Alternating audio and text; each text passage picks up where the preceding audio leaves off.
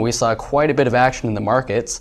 The S&P sold off nearly 1% after some pretty ugly futures action, only to bounce back to just about flat on the day, or the day session. So that was a pretty amazing bounce back, but we at Dorsey Intel are still not convinced that this is anything other than just a very aggravated bear flag within a much larger bear movement, similar to what we saw on Monday. Right there, it looked like we were starting to come back, and boom, overnight futures down, 2065 down to 2035 within the first hour of the open on the next day's session. So yeah, it looks like if we take a look at our Fibonacci retracements, we've got the 50% retracement of this move so far at about 2060 on the S&P futures that we're looking at right now.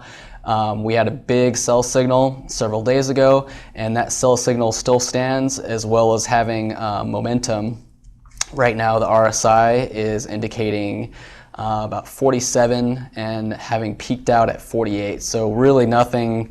Again, we need 50-55 to show us anything bullish in terms of momentum and trend that we want to hop on board on the long side. So right now we're still holding short, definitely watching that 2060 level on the S&P 500 futures, and continuing to look for further movement to the downside to retest these wicks down here in the 2030s. In terms of cycles on the S&P, we are in the middle of a short, it looks like a 1.3 day cycle. We're on the upswing of that, but that is going to end at some point earlier, around in the middle of tomorrow's session. So look for some kind of resistance around here again in that 2060 level, and our channel coming down here, and then possibly moving to even lower lows than we've seen so far this week. A little bit longer time frame, does look like we are aligned here with this cycle that lines up with, what do you know, the full moon, a typical turning point.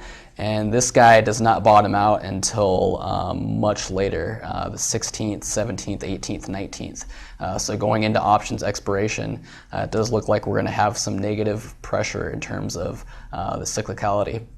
All right, so we're going to talk about oil, and here we go. Luckily, we have a awesome opportunity from the McClellan Financial Publications report.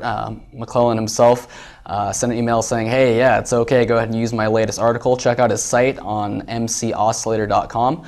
But he's really the master at looking at commitment of trader reports, and so he went and did an article on the commitment of traders for WTI crude oil, basically showing that the retail traders, the small speculators who are typically wrong, are not nearly as net short as they're typically going to be when you see a bottom in crude oil. So crude could actually move significantly further lower before all the weak hands, those retail shorts, are flushed out of the market, and you see a capitulation bottom. So something to keep an eye on. However, we are looking for a bottom in terms of cycles that was supposed to come mid-November. So basically right around now, we're looking for some kind of a bottom, and we do see a major rising trend line all the way from 1999 rising up here. That we're basically testing the bottom of. So I wouldn't be surprised if we see at least some kind of a corrective bounce up towards 77.5, even all the way up to 83, 84, before we see any kind of further consolidation to the downside in WTI crude. However, if you do look at the much longer term cycle, this is a 30-year cycle we're looking at here, it does look like we're in the early throes of the downturn of that. According to this cycle, we peaked out in 2008 and should be looking for a bottom all the way out in 2024 if this cycle holds up. So very long-term bearish on WTI crude. However, a little bit shorter term, it looks like we are going to be turning up for about, looks like maybe 4 or 5 months, starting from right around now. So keep an eye on that. Also, something else that's sort of supporting that thesis of kind of a short to medium term rally in oil is Didier Sornet's Risk Observatory, which tracks several key indices, commodities, and U.S. sectors. And right now, the only commodity or anything that he tracks that's actually on a bullish signal is Brent crude oil. So worldwide, more international crude market than the US WTI, but still they usually are highly correlated. And so we're looking at basically his bubble indicator, which you'll see is usually coincident with most of the major tops and bottoms here. So the fact that we're getting much more significant lows in the indicator tells us that we're actually in what you would call an anti-bubble, and that at some point we're going to at least revert to mean, which should bring oil back up with it, essentially. So yeah, short to medium term, bullish oil. Longer term, probably not the commodity you want to be long. All right, speaking of commodities, let's do our first hot pick, and that is going to be an asset. And that asset is actually gold. So we're looking at gold here, and gold is actually starting to rally pretty impressively. The relative strength has come up to almost 59 now. We are above the 50-day moving average.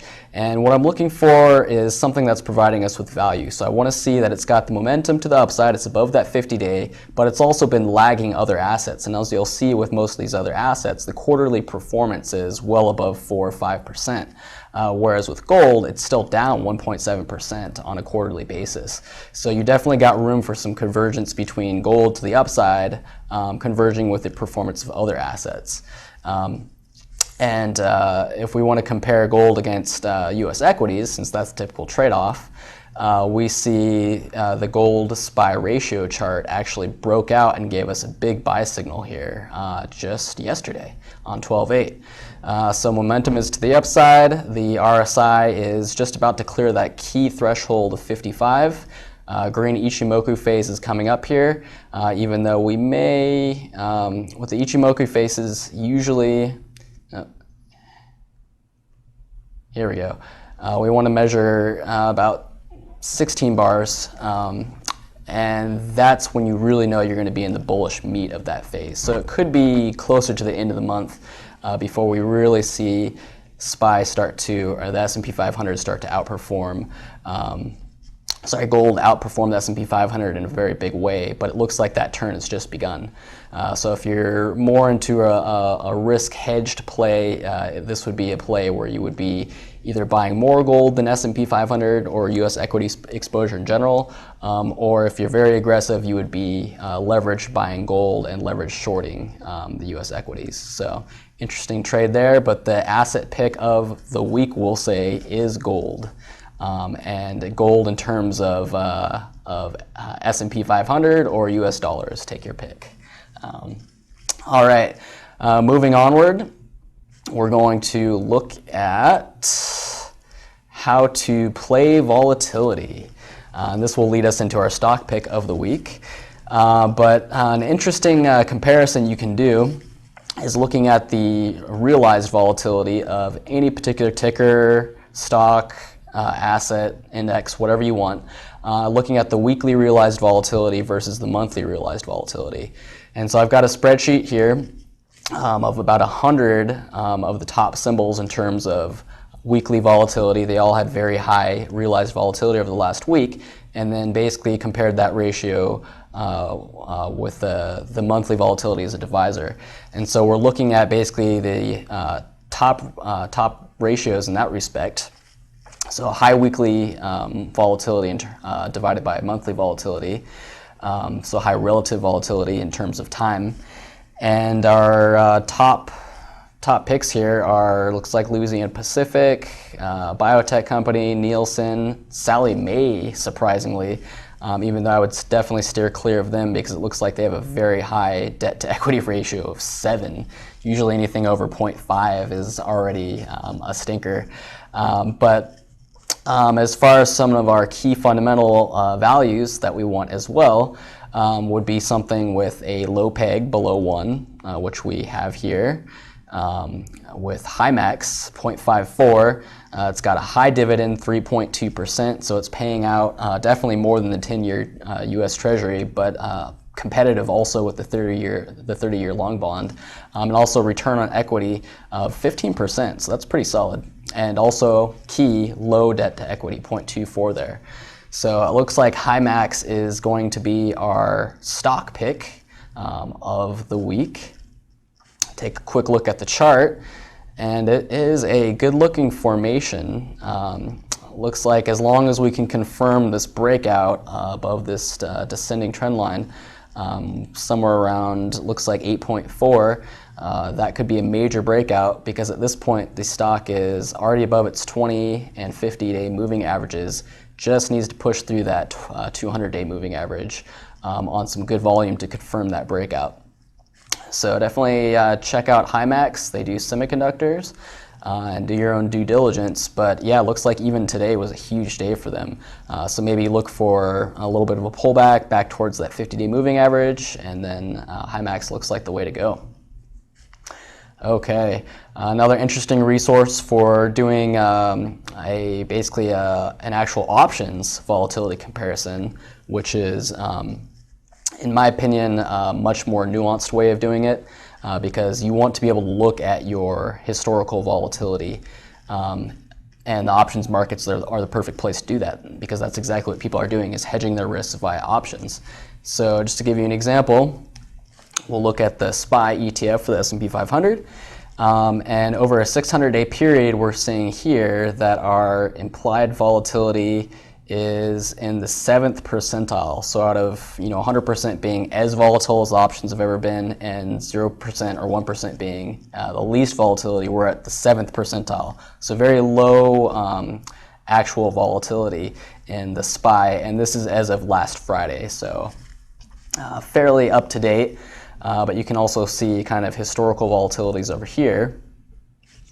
And yeah, right now it looks like, so the way that these are ranked is the higher these are, the closer to 1 on this list, the lower the percentile. So basically the more shortable. Because with this thesis I've been developing here of when volatility has been low for an extended period, you should be wary, because that means that you're closer and closer to volatility outbreak. Whereas things that are much lower on this list, down here in the thousands, there's literally 4,600 stocks and indices covered in here.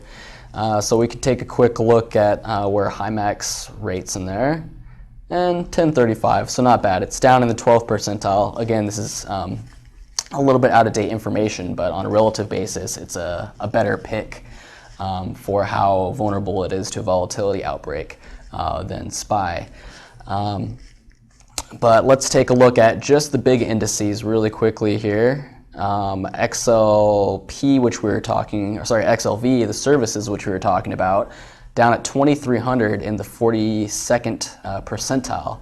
So not really at risk of a volatility outbreak, but let's compare it to something like the XLU, which is what I've been recommending through our sector rotation.